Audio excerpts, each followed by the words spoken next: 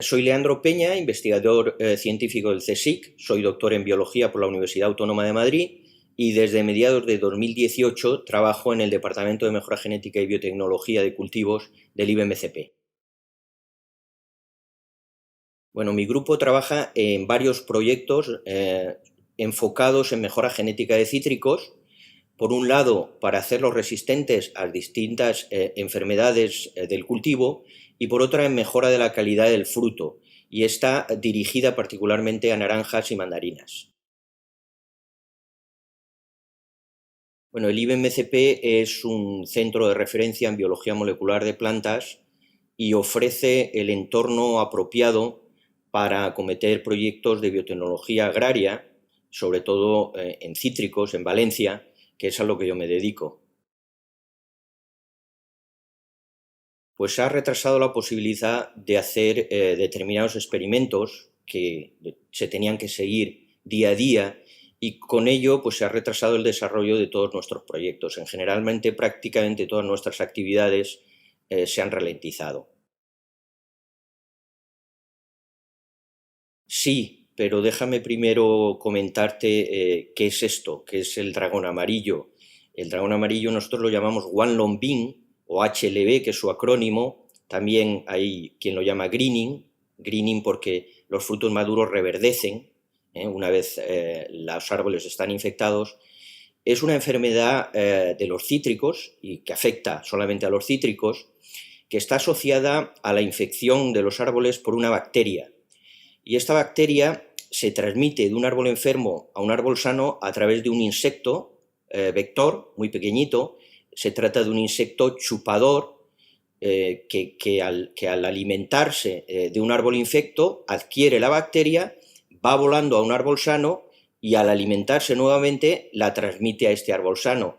El insecto es muy pequeñito, pero en los árboles alcanza poblaciones altísimas y además es muy eficiente adquiriendo y transmitiendo la bacteria. Y por supuesto es la enfermedad más importante que tenemos en los cítricos hoy en día, porque es letal para los árboles, los hace inviables económicamente, que produzcan fruta que sea comercializable resulta prácticamente imposible.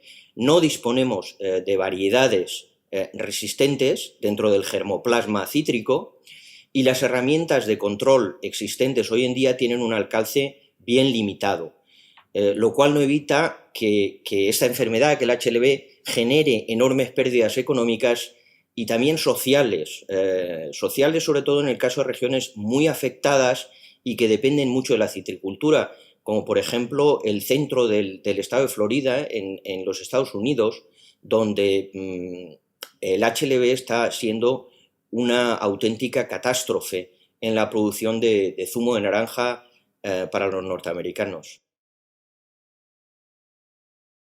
Yo creo que no va a haber una solución única ni para esta ni para otras enfermedades de los cítricos ni de los cultivos en general, pero creo que desde luego la mejora genética debe jugar un papel fundamental para poder acometer este tipo de desafíos.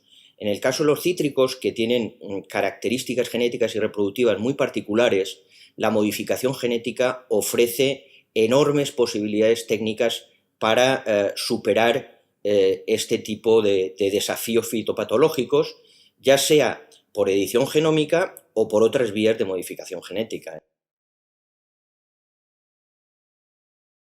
Esto es muy difícil. Vamos a ver, es muy difícil porque el cultivo modificado genéticamente no es solo un término técnico, sino que se trata de un concepto legal, y la legislación de cada región engloba en las técnicas, en el grupo de técnicas que se considera modificación genética, a tecnologías diferentes. Esto ha llevado a una confusión muy importante, no solamente a la sociedad en general, sino también a los propios legisladores. El concepto de cultivo modificado genéticamente es, por tanto, difuso legalmente. Técnicamente, un cultivo modificado genéticamente es aquel que se obtiene usando las modernas técnicas de ingeniería genética y el cultivo de tejidos vegetales in vitro, cuando estos dos grandes grupos de tecnología se ponen a disposición de los investigadores hace ya 40 años, se hace posible por primera vez insertar ADN de una especie en una célula vegetal, integrar genes foráneos. A partir de ahí se puede activar o desactivar la expresión de genes de función conocida, también activar o desactivar genes de función desconocida de la propia especie que estamos modificando, se puede silenciar la expresión de genes del propio genoma, intentar silenciar genes de patógenos o plagas que eventualmente pudieran atacar al cultivo.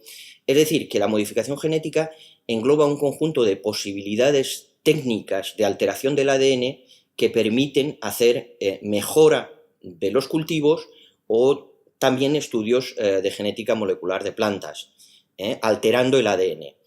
El cultivo modificado genéticamente sería transgénico cuando lo que se hace es introducir en el cultivo de interés un gen foráneo que procede de una especie que es sexualmente incompatible con la que se pretende modificar, con la que se pretende mejorar. Como por ejemplo cuando se introduce un gen de una bacteria en el maíz para conseguir resistencia a una plaga. Esa sería específicamente transgénica.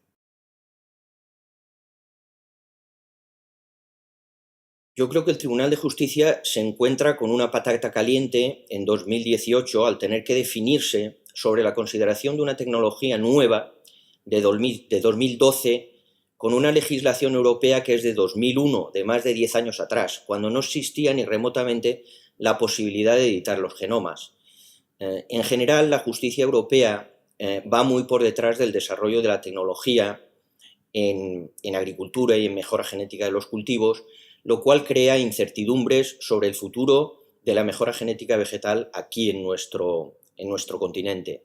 Esto no ocurre en ningún otro lugar del mundo con agriculturas relevantes, ya que en todas partes se ha ido adoptando la legislación adecuada conforme se ha ido desarrollando la tecnología. No solo en el caso de la edición genómica, sino también en Estados Unidos, por ejemplo, teniendo en cuenta las décadas que llevamos ya utilizando cultivos modificados genéticamente sin que hayan creado ningún tipo de alarma alimentaria en la sociedad. Todo esto se tiene en cuenta para ir modificando la legislación. Creo que debe haber una mayor comunicación y trabajo conjunto entre los laboratorios de investigación en agricultura y el sector agrario, y cuando digo sector agrario incluyo en este a grandes, pequeñas empresas, sindicatos agrarios, cooperativas, la propia administración, etcétera. Ni los unos ni los otros estamos preparados en España hoy en día para lo que en la Unión Europea se conoce como aproximaciones de investigación con múltiples actores, las multi-actor approaches. Y esto es una dificultad que nos afecta a todas, ¿no? A todos, no particularmente a mí, para poder trabajar en agricultura en el futuro, en los próximos años, en la Unión Europea. Además de esto, ya he comentado antes que trabajar en Europa en mejora biotecnológica de cultivos tiene enormes limitaciones aún hoy en día, que se convierten en facilidades de todo tipo si nos trasladamos a Estados Unidos o a Brasil, en mi experiencia personal en estos dos países. Parece ser que Europa no cuenta con la mejora genética moderna, cuando en realidad supone una herramienta esencial para enfrentarnos al futuro, no solo ya de la agricultura, sino también de desafíos muy importantes de la sociedad en su conjunto. Por ejemplo, para ralentizar el calentamiento global, se considera imprescindible mejorar la productividad de los cultivos sin hacer uso de más tierras. ¿Cómo se hace eso sin usar las mejores herramientas disponibles y que no estamos pudiendo utilizar? Como trabajo con cítricos y además en biotecnología, en mejora biotecnológica, todos mis proyectos son de largo plazo. Mi proyecto en curso del Ministerio de Ciencia retoma investigaciones que se iniciaron hace más de 20 años en mi grupo de entonces. Por otra parte, coordino un proyecto europeo sobre prevención y control del One Lung Bean, la enfermedad de la que hablé anteriormente, y estas investigaciones sobre esta enfermedad creo que van a continuar durante mucho tiempo en nuestro país y en mi grupo en particular. Por otra parte, mis proyectos con empresas son bastante más finalistas, pero aún así con muchas incertidumbres y también con muchas expectativas sobre el futuro de la edición genómica en particular y de la mejora genética en general en Europa.